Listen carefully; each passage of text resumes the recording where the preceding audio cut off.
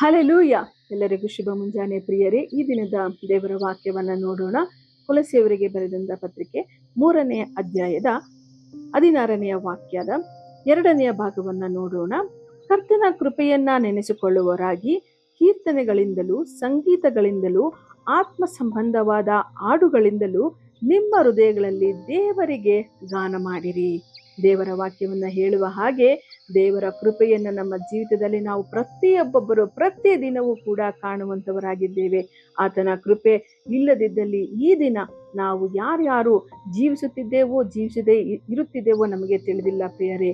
ಆದರೆ ಈ ದಿನ ನಾವು ಜೀವಿಸುತ್ತಿದ್ದೇವೆ ಎನ್ನುವುದಾದರೆ ಅದು ಆತನ ಕೃಪೆಯಾಗಿದೆ.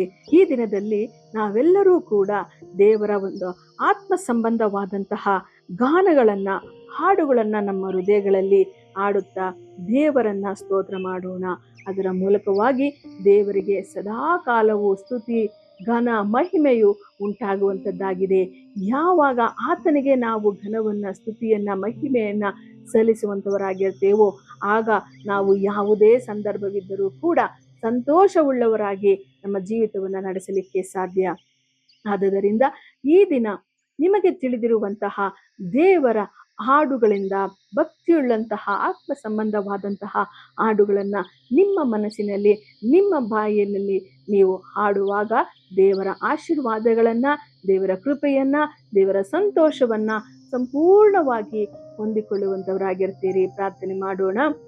ಸ್ತೋತ್ರ ಅಪ್ಪ ಕರ್ತನೆ, ನಿಮ್ಮ ವಾಕ್ಯವು ಹೇಳಿದ ಹಾಗೆ ಕರ್ತನೆ ಈ ದಿನದಲ್ಲಿಯೂ ಕೂಡ ನಾನು ಸ್ವಾಮಿ ನನ್ನೊಟ್ಟಿಗೆ ಈ ಒಂದು ಕಾರ್ಯಕ್ರಮವನ್ನ ಕರ್ತನೆ ಕೇಳುತ್ತಿರುವಂತಹ ನೋಡುತ್ತಿರುವಂತಹ ಪ್ರತಿಯೊಬ್ಬ ಸಹೋದರ ಸಹೋದರಿಯರ ಜೀವಿತದಲ್ಲಿಯೂ ಕೂಡ ಅಪ್ಪ ನೀವು ಮಾಡಿರುವಂತಹ ಎಲ್ಲಾ ಒಳ್ಳೆಯ ಕಾರ್ಯಗಳಿಗಾಗಿ ನಿಮಗೆ ಸ್ತೋತ್ರ ಮಾಡುತ್ತಾ ಕರ್ತನೆ ಈ ದಿನದ ಸಂಪೂರ್ಣವಾಗಿ ಕರ್ತನೆ ಇನ್ನು ಬರುವಂತಹ ಎಲ್ಲಾ ದಿನಗಳಲ್ಲಿಯೂ ಕೂಡ ಆತ್ಮ ಸಂಬಂಧವಾದಂತಹ ಹಾಡುಗಳನ್ನ, ಭಕ್ತಿ ವೃದ್ಧಿ ಮಾಡುವಂತಹ ಹಾಡುಗಳನ್ನ, ಗಾನ ಸ್ತುತಿಯನ್ನ ಸ್ವಾಮಿ ನಿಮಗೆ ಕರ್ತನೆ ಮಾಡುವ ಹಾಗೆ ಪ್ರತಿಯೊಬ್ಬೊಬ್ಬರ ಬಾಯಲ್ಲಿ ನಿನ್ನ ಸ್ತುತಿ ಉಂಟಾಗಲಿ.